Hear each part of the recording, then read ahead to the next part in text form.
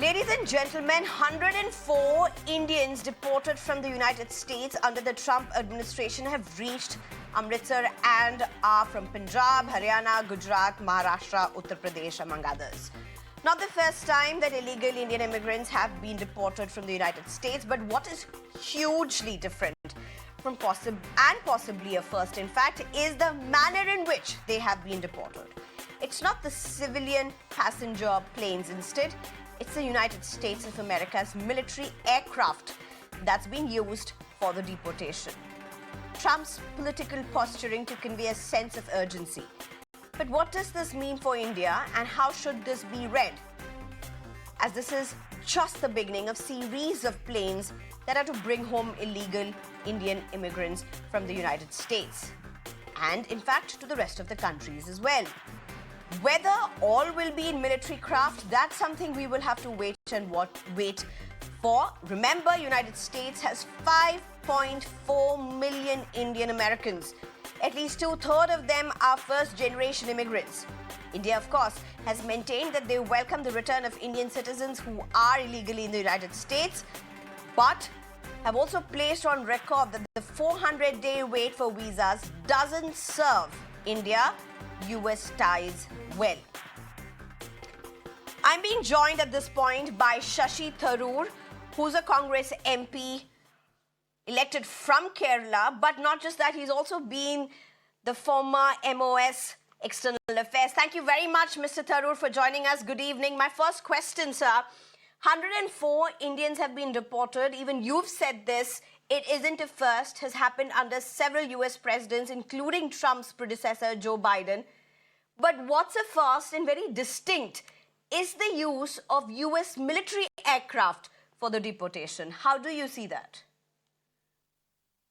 That's not particularly welcome. I mean, I think, honestly, the US is fully within their rights to deport anybody who is illegally on their territory or who is undocumented in other ways, but whose identity as Indian is accepted by both America and India, in which case they have every right to deport them and we have every duty to accept them.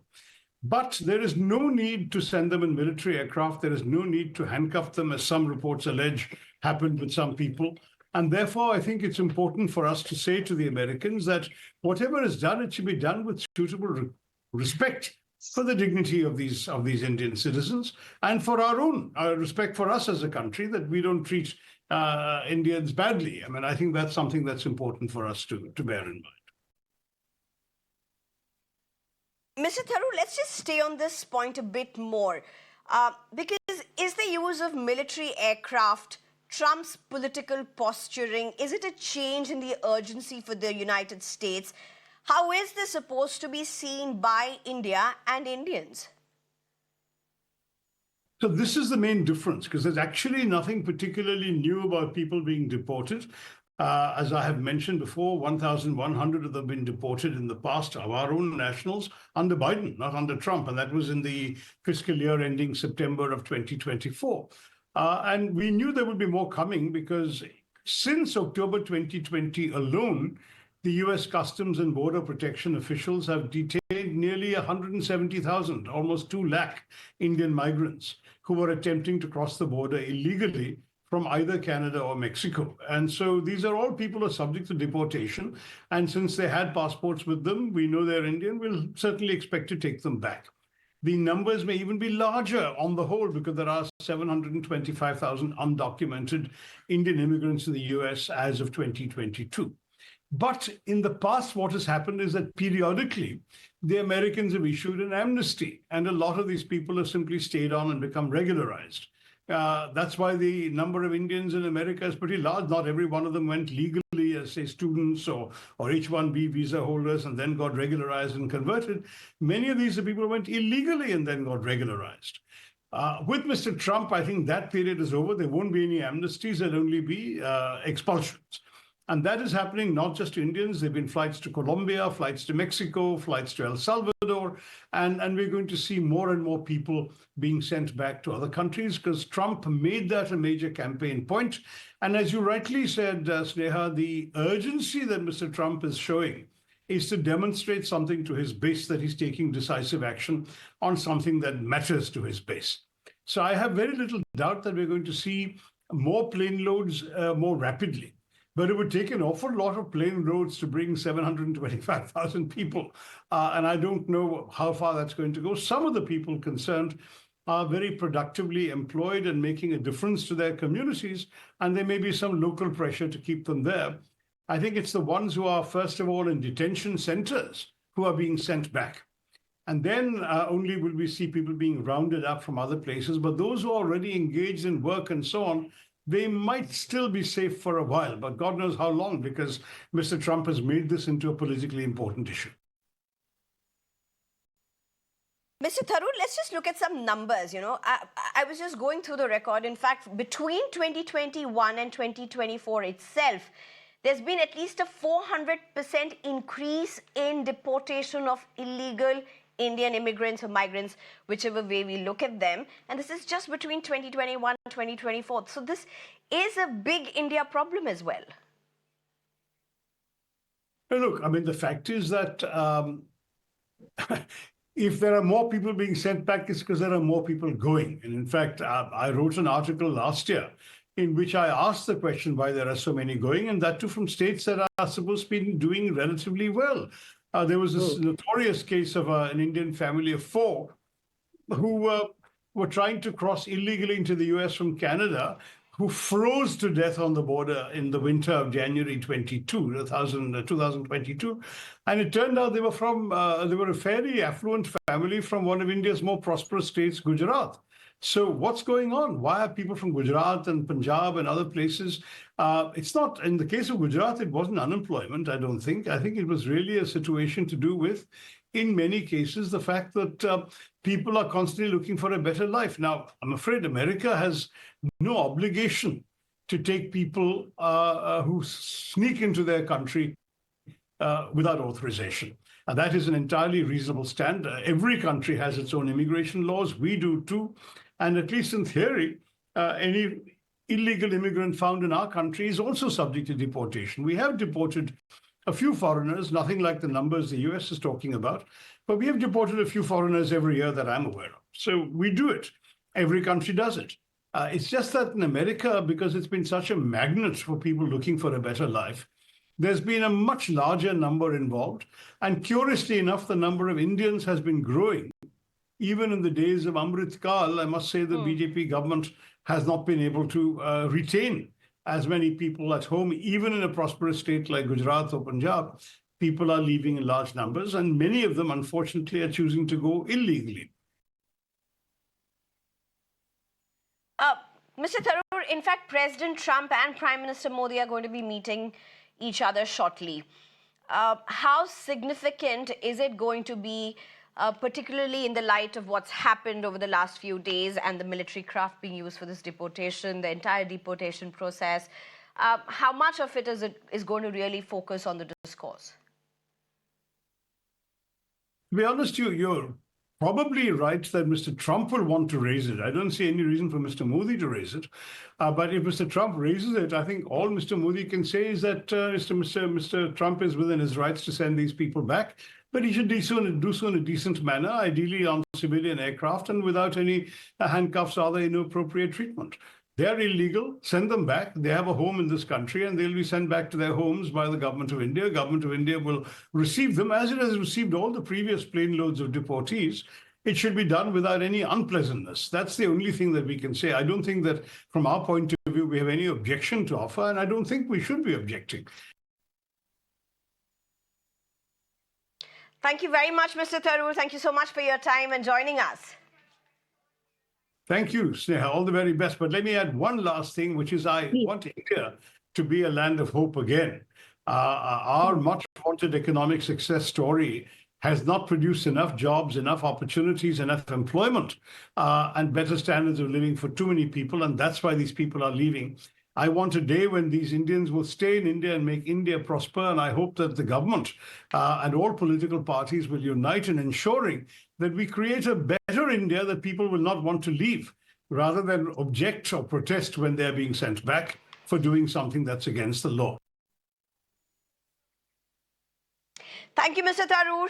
Thank you for your time. This, of course, is going to be possibly just the beginning of a series of deportations with reference to India as well. Thank you, Mr. Tharoor, for joining us.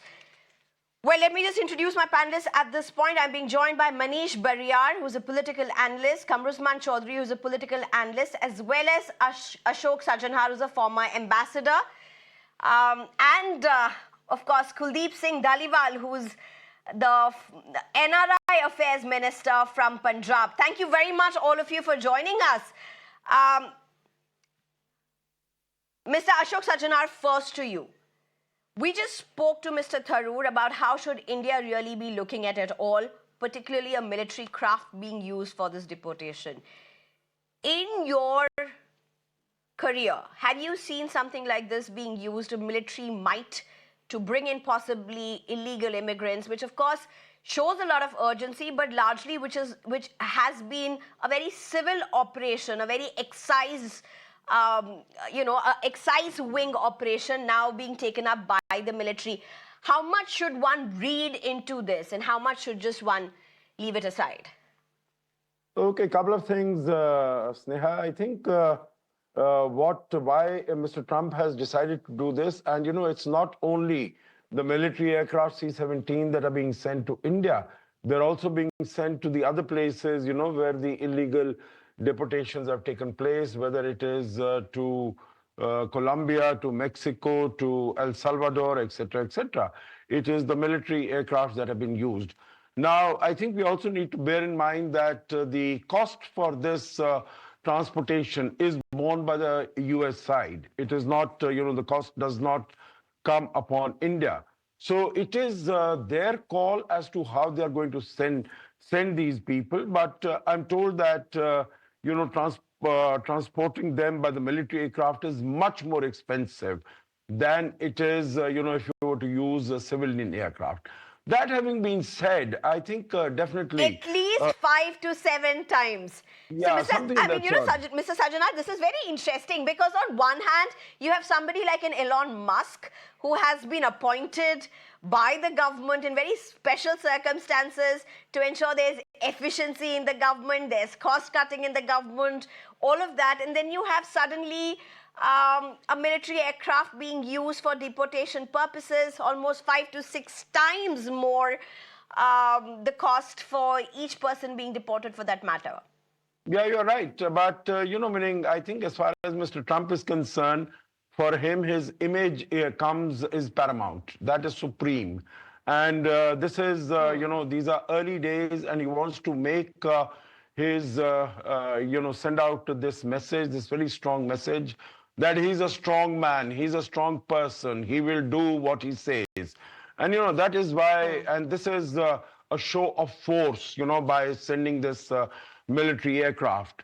Meaning, frankly, I think, that he could have, either they could have been sent in civilian aircraft, and the number is small, it's 104. It's not as if you're sending 500 people in the aircraft, which can really accommodate all that many people. So it's not, it is just making a point that I'm sort of, sending it these people. Meaning these could have easily been delayed, this could have, but then he wants to send out this message that, I am a man of my word and I will do what I have said. And, acting against illegal migration is number one priority as far as his agenda is concerned, both domestically and globally. So that's why he's sending out this very strong signal. Yeah. Okay, Manish Barriar, would you want to come in at this point? Very strong signals from United States. Of course, this is beyond signals for that matter. This is a literal crackdown on the mandate that has been given for him. He knows what brought him to power this time. He knew the promises he's made, whether this is posturing, whatever you want to call it. That's for people to decide on themselves. But nonetheless, he has acted on what he said. The optics may be different for different people, but Mr. Barriar, is there a big India problem that we are staring at?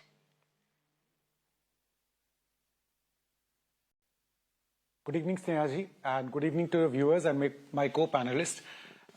See, first of all, I would say that, if you look at Trump's first term, it was not so successful as far as deal making is concerned. So every now and then we would get these alpha male kind of leaders who would like to make a point. But you look at his actions with Mexico and Canada.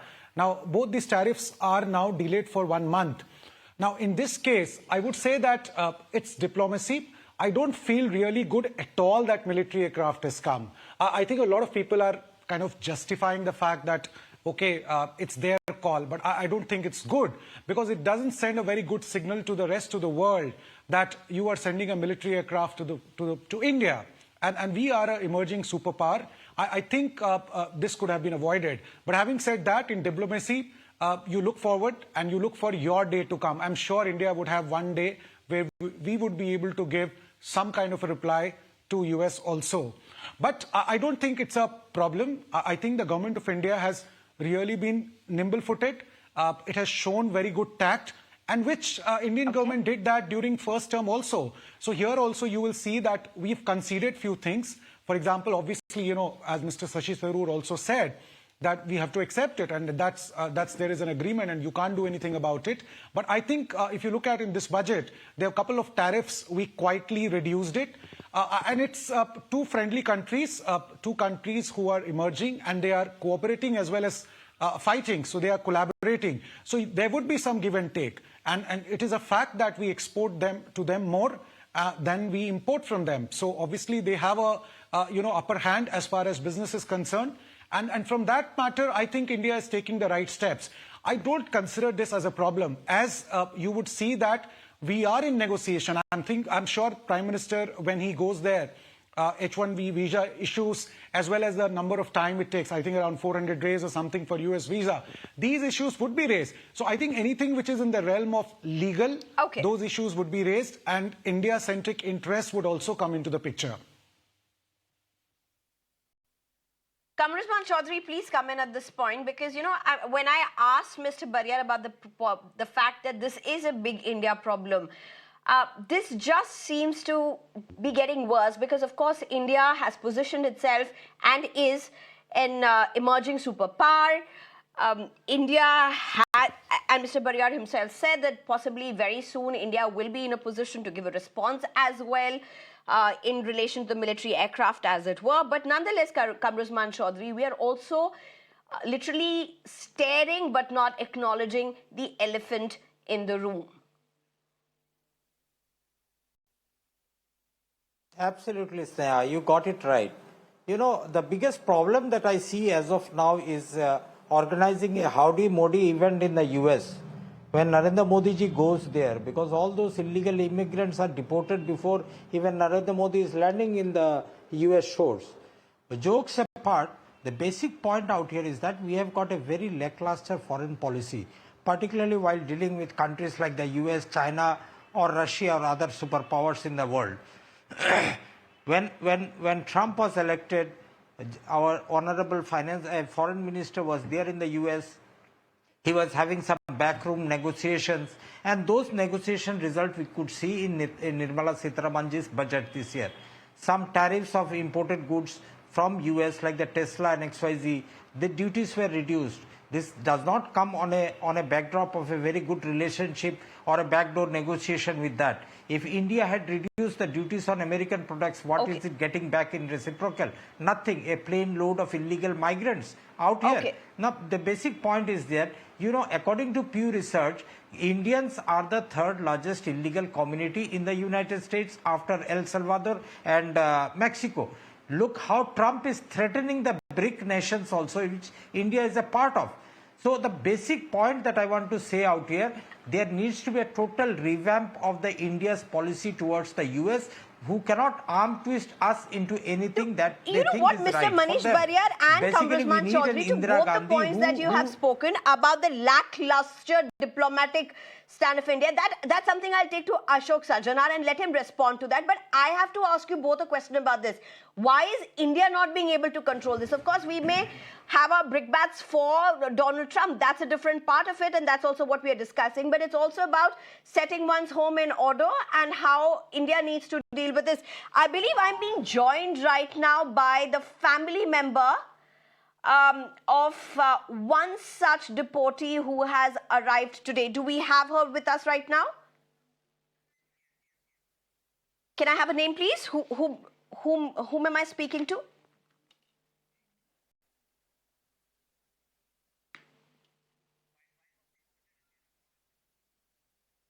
All right, ma'am. Very good evening. Thank you very much for joining us.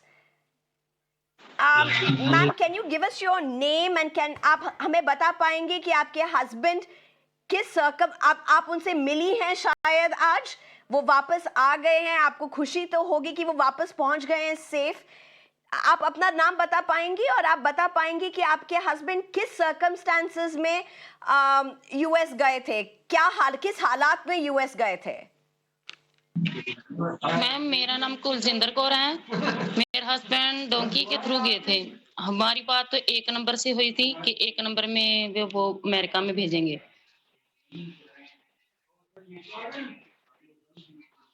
1 number मतलब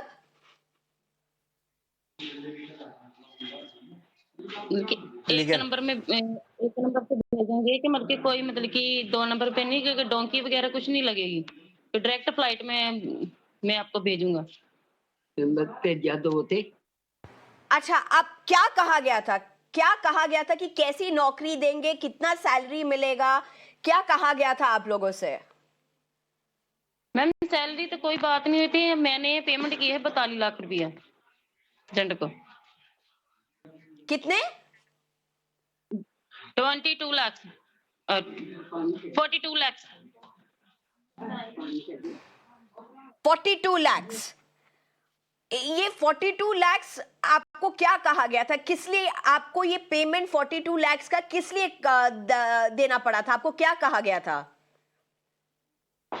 ma'am मुझे तो यही बताया गया था कि मतलब कि आपको आपके हस्बैंड को सीधा ही अमेरिका के लिए फ्लाइट करवाएंगे तो आप हमें इतना आपकी पेमेंट लगेगी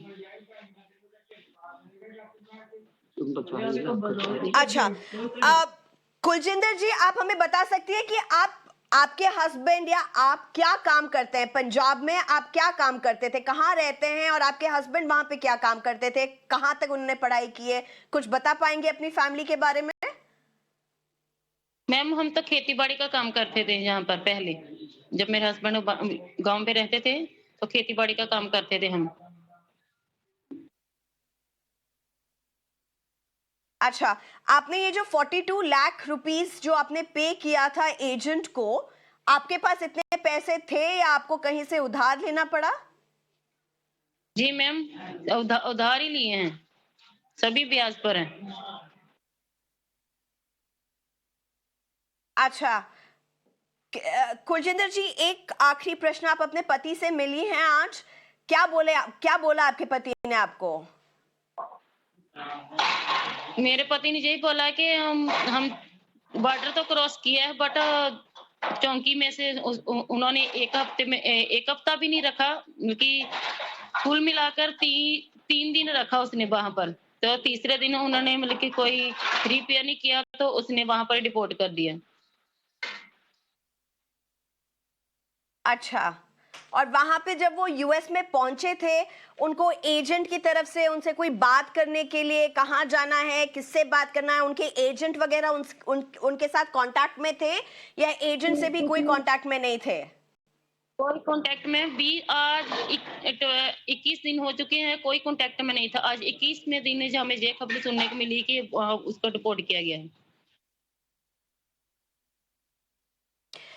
बहुत शुक्रिया हमारे साथ जुड़ने के लिए कुलजिंदर जी बहुत बहुत शुक्रिया आपके लिए भी बहुत बड़ा दिन है आपके हस्बैंड वापस आ गए हैं बहुत शुक्रिया हमारे साथ जुड़ने के लिए Well, you know, Manish Barriar, here's the deal. We just spoke to the wife of one of the deportees.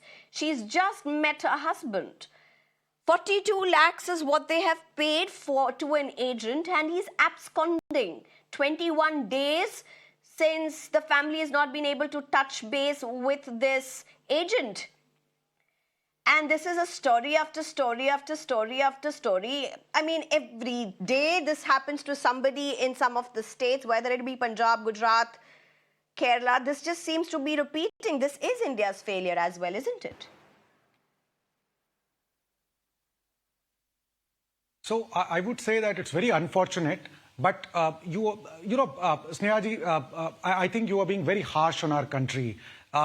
Making up such a statement like India's failure, you look at India's population, 150 crores, and look at the number of percentages of people who have gone. I think even they had been millionaires, they would have gone there. And as Mr. Shashi Tharoor pointed out, a pretty rich family from Gujarat, they froze on borders of Canada, USA. I don't think it's failure. I think it's a lure of a new place. A lot of times their family members out there in US or Canada, and that's why they want to settle there. Sometimes you just want a new life. So making such statements as India's failure is something very unfortunate, I'm sorry to say. You can't equate India's position with some of the people going out there, isn't it? I think the whole of America is immigrants. So are you saying that it is UK's failure that they could not stop all these people from moving to there, or Europe's failure that they went all to America, and you have people from Europe and Australia hold on. Manish and Barriar, US, there are two they things. keep There are moving two from one aspects, country Manish to Barriar. another. Nobody, I'm sorry, let me complete. I'm sorry, really sorry. Really sorry. Otherwise, I do not insist. You mixed up two things. No, you mixed up two things. Yeah. There is no way that I have questioned. No, I understand people what I was leaving saying. India. People migrating to other countries have all the right to do so.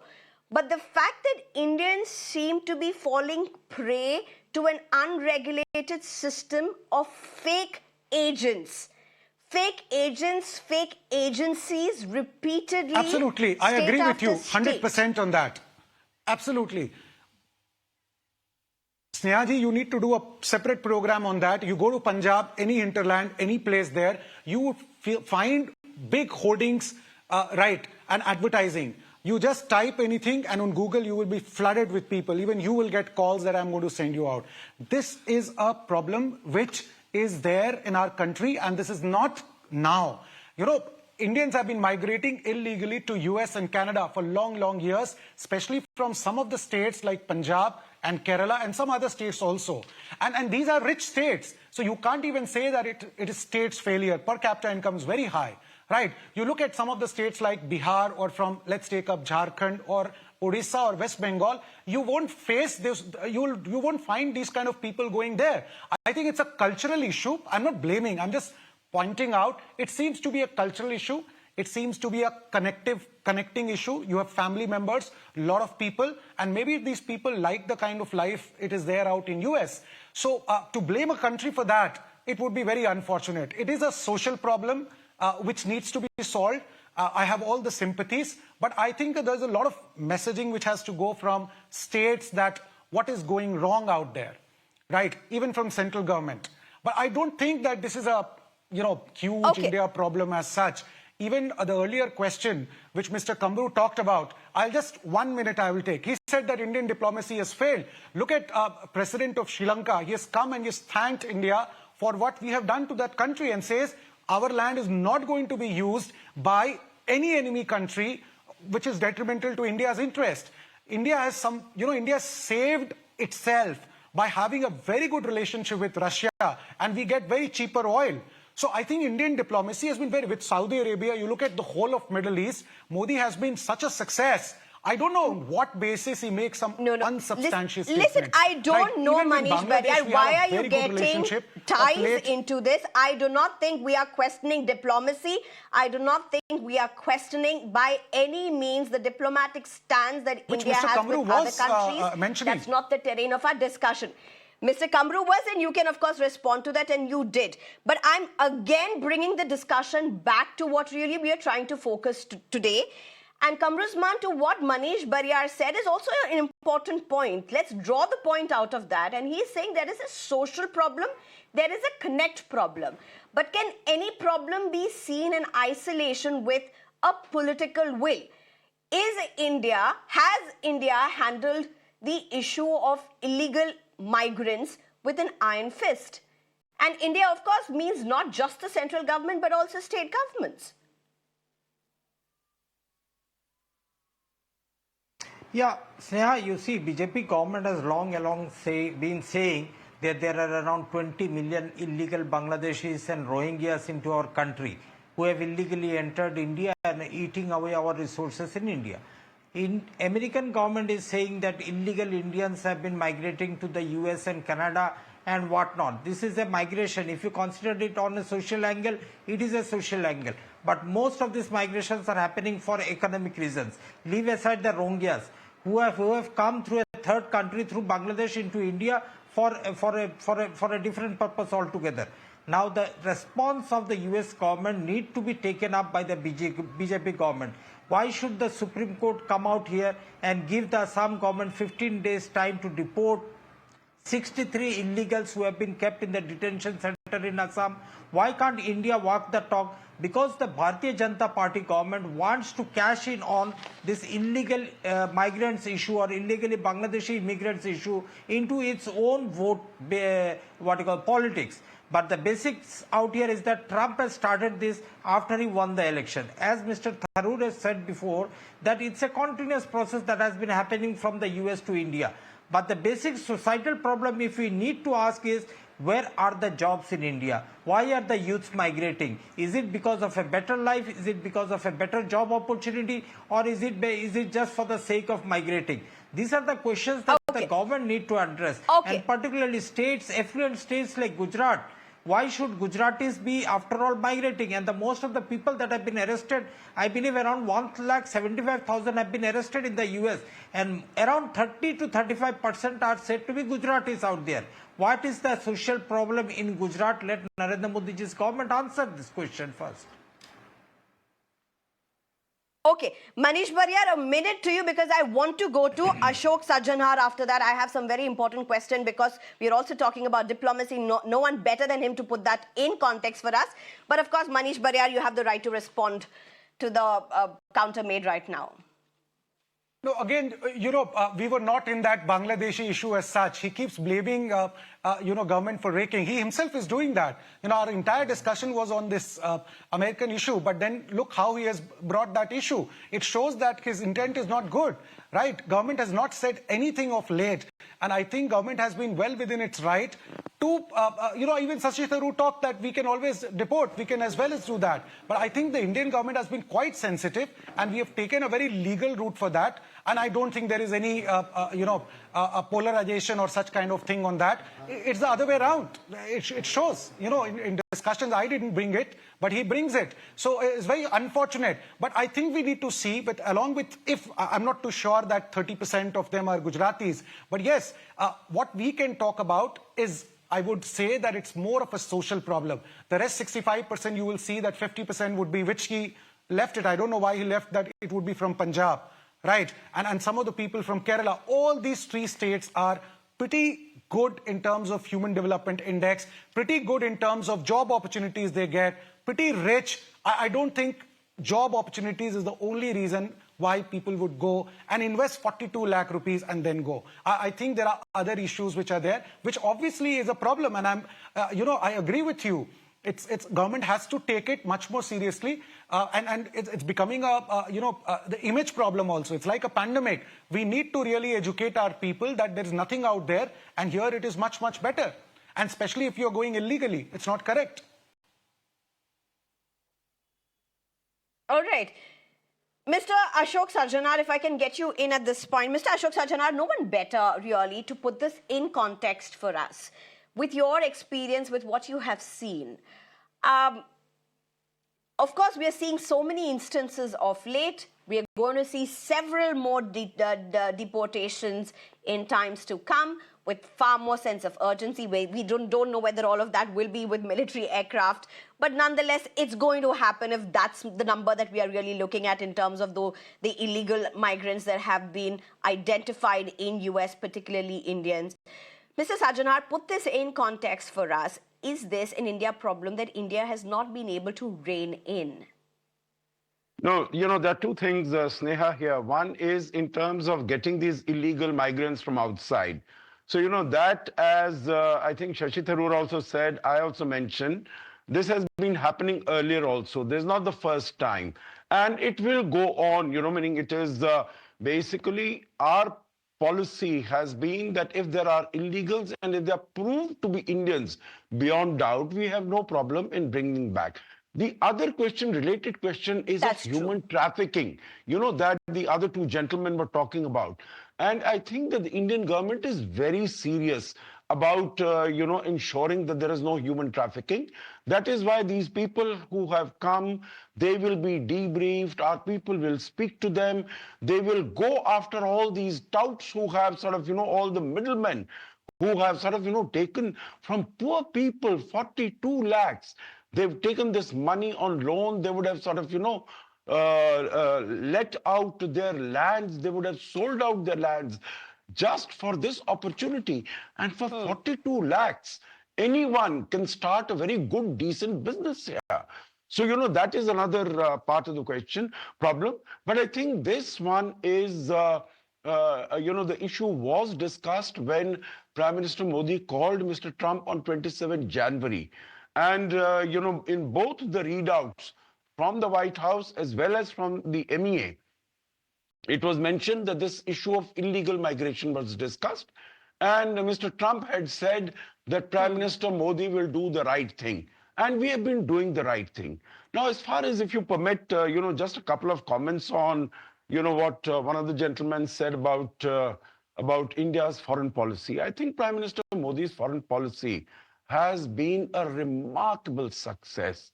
Because when he had come 10 years ago to power, then it was said that, he's had no experience of having relations with other countries. But I think it's been phenomenally successful. You look at the United States, he's dealt with 3 presidents: Barack Obama, Donald Trump 1.0, Joe Biden. Our relationship has continued to strengthen. Today, the United States is the largest trading partner of India with $190 billion of two-way trade. United States is the only country, big country, with whom we have a positive balance of trade.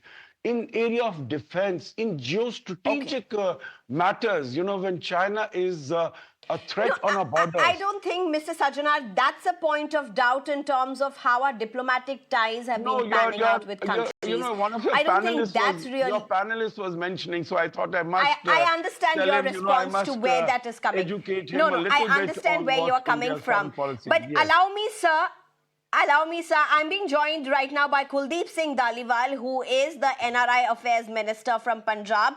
बहुत धन्यवाद sir हमारे साथ जुड़ने के लिए. समय कम है, बस 2 सवाल पूछना चाहती हूँ. पहला, मिलिट्री एयरक्राफ्ट में आज इंडियंस वापस आए हैं. यूएस मिलिट्री एयरक्राफ्ट में पंजाबीज उसमें काफी हैं. आप इसको कैसे देखते हैं? नहीं, ये देखो, ये तो गलत बात है. मतलब ऐसा नहीं होना चाहिए था. पर एक बात हमें भी सोचनी चाहिए कि हमें जे गैर कानूनी ढंग दे नाल जाना किसी भी देश दे विच वो साडे लिए भी ठीक नहीं गा. पर ये जिहड़ा इशू है, इशू इंटरनेशनल इशू है, बहुत बड़ा. ये भारत ते अमेरिका दोवां देशां दा मसला है. उन्हां नूं बैठ के जिहड़ा साडे देश दे प्रधानमंत्री नरेंद्र मोदी जी आम तौर पर कहते हैं कि ट्रंप जी उन्होंने बहुत दोस्त ने, तो मेरा ख्याल है उन्होंने अपनी दोस्ती का फायदा लेना चाहिए. जेडे हजारां भारती जेडे बाहर जिन्हों के उत्ते डेपुटेशन ते जेलों की तलवार जी लटकदी है, वह मसला जो हल करना चाहिए. मैं समझदा कि प्रधानमंत्री मोदी जी इन्होंने लोगों लिए ढाल बन के काम कर.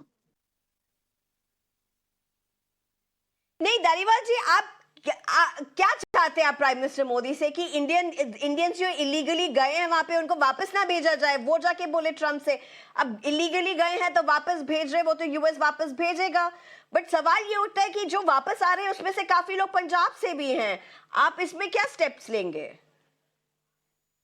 आपने जो बात की है, आज जो लोग आए हैं उनमें सबसे ज्यादा गुजरात के हैं, उसके बाद हरियाणा के हैं, उसके बाद पंजाब के हैं. आप ये नहीं बोल सकते कि कल्ला पंजाब से ही जो गैर कानूनी लोग बाहर जाते हैं. सब स्टेटों में जो हो रहा है, तो ये बहुत, मैं तो आपको बोल रहा हूं कि ये बड़ा मसला है.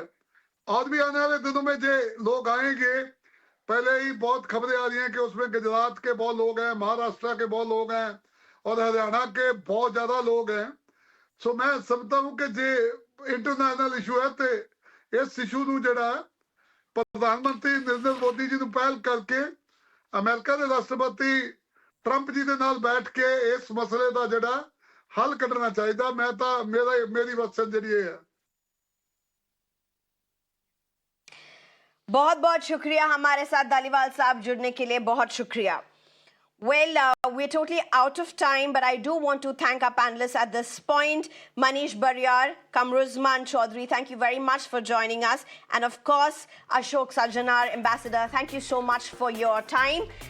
A very, very important issue, possibly a much stronger iron fist that India would have to deal with.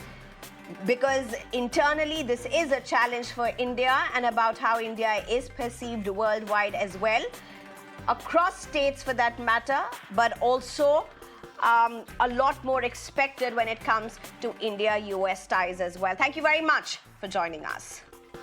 Time for a very short break.